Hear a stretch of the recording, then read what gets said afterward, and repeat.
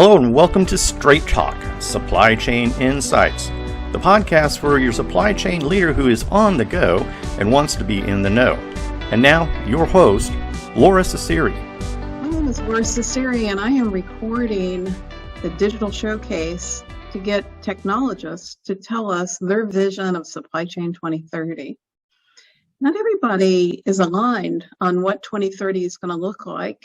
And unfortunately, supply chain leaders have had a history of chasing shiny objects.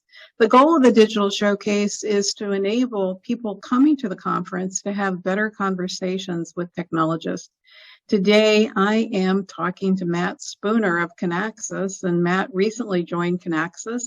And Kinaxis is one of the leading providers of supply chain planning technology. Matt, welcome. Thanks very much, Laura. Tell the group a little bit about yourself. Hi, I'm Matt Spooner. I'm an industry thought leader with Kinaxis. And as you mentioned, I only recently joined Kinaxis, but I've spent many years in industry. For the last few years, I've been head of planning and fulfillment at ABB, which is a $35 billion industrial conglomerate. But most of my entire career has been spent in the supply chain planning space in Ericsson and in ABB. So Kinaxis is really fortunate to have you. And why did you join Kinaxis? Tell the group a little bit about Kinaxis and your perspective. Yeah, so I joined Kinaxis because my passion has really been in both in terms of leading organizations and leading the supply chain organization, but also in the thought leadership and actually progressing the how we think about supply chain, and particularly around supply chain planning. So moving to Kinaxis was actually a great opportunity for me to share a lot of my experience and a lot of the gray hairs that I've earned over those last 25 years in supply chain to try and sort of progress the whole topic of supply chain planning and supply chain management. Awesome.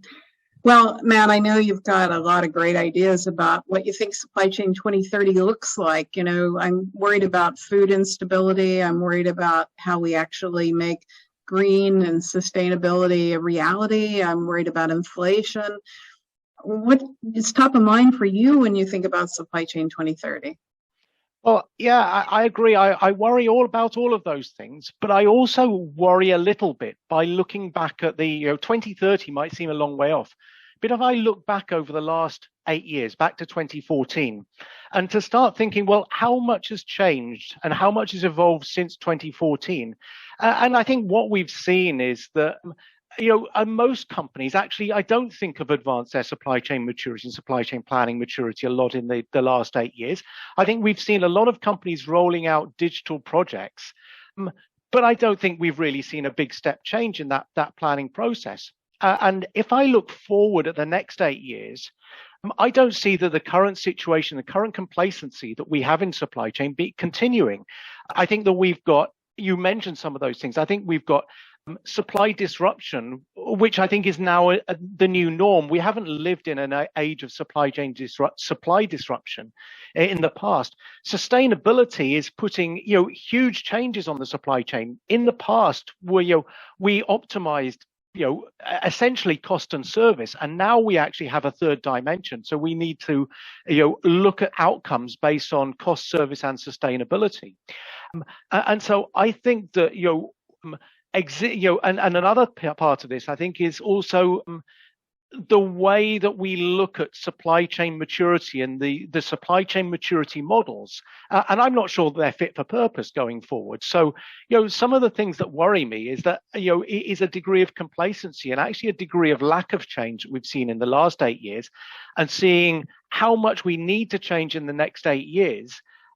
And really worrying a little bit, is there that desire or even awareness about how much we need to change?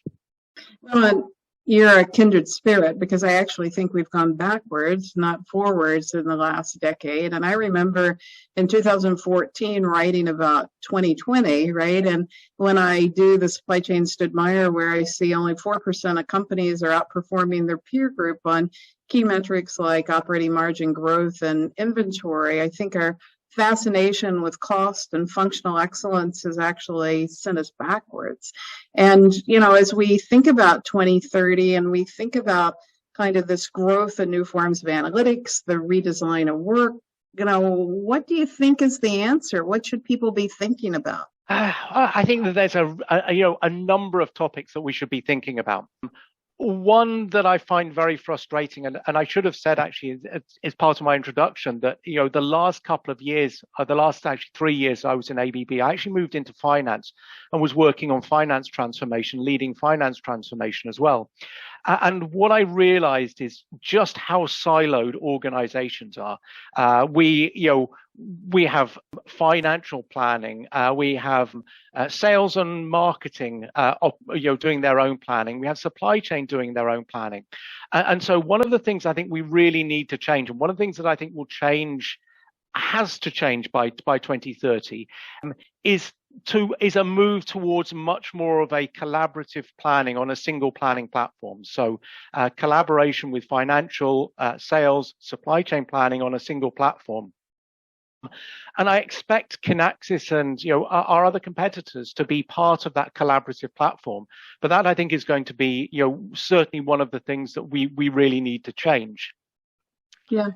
And I think that, planning evolved in the 1980s when we were talking about 32 to 64-bit architectures. And then we moved to cloud, and now we have lots of, open source analytics, but we really haven't redefined work and thought about the fact that we've taken yesterday's technologies and made planning very functional and siloed, but really have taken data prisoner, and most of the decisions are made actually on Excel spreadsheets, and they can't model variability. And I think we've got a reckoning coming with that's not good enough.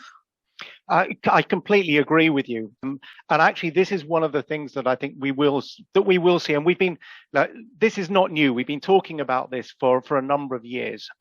But I think that what will happen is that AI and machine learning really need to start, or you're automating the mundane, repetitive tasks. And I think that will really lead to different branches of planning. And I think one side of planning, you're going to see developing the models and how to improve the AI and ML, models. And the other side of planning focused on managing the exceptions and making decisions which are based on business and customer outcomes, and moving away from Excel. In fact, I would say that when we talk about risks in the supply chain going forward, I actually describe Excel as being one of the greatest risks that we face, because it's so prevalent, it's so tied up in, it becomes so difficult to overcome and do the change management around, replacing and moving away from Excel, that I actually think we need to say it is a significant risk. I agree with you. And so as people come to the conference and they see you at the coffee pot or they see you at reception, and you think about Kinaxis, which is a wonderful in-memory modeler, what kind of conversations do you want to have with people about how you could partner to move forward? What's top of mind? Well, very much from a personal perspective, I think that sustainability is one of the most important topics. A company and Kinaxis is certainly doing a lot of work to develop in that area and develop capabilities in that area, about how we can partner with organizations. And I think we have a shared responsibility. I don't think it's just down to Kinaxis developing all of these capabilities, but it's actually about working with other supply chain leaders and with our customers to actually create new models and new ways of planning that incorporate sustainability. And when I talk about sustainability, it's not just about how do we supply in a linear supply chain in the most sustainable way. It's actually encompassing the whole circular supply chain aspect of sustainability. So how do we actually make sure that we're not just ending at the customer, but actually once the customer has used the products, how do we make sure that they're repairable or can be reused or recycled, and how from a Kinaxis perspective can we support organizations to do that?